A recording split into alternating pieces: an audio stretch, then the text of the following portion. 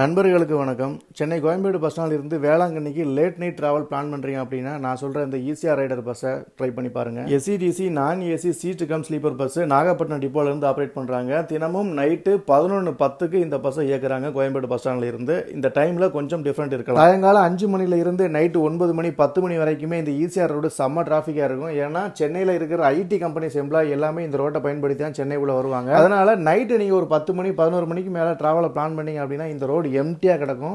பஸ்ஸுமே ஃபாஸ்ட்டாக போகும். நீங்களும் இந்த டிராஃபிக்கில் மாட்ட வேண்டிய பிரச்சனையே கிடையாது. சாயங்காலம் 3 மணில இருந்து 9 மணிக்கு முன்னாடி கிளம்பின பேருந்துகளுக்கும் இந்த 11 மணிக்கு கிளம்பி வேளாங்கண்ணி போய் சேர பேருந்துகளுக்கும் மேக்ஸிமம் 1 hour தான் டிஃபரன்ஸ் இருக்கும்.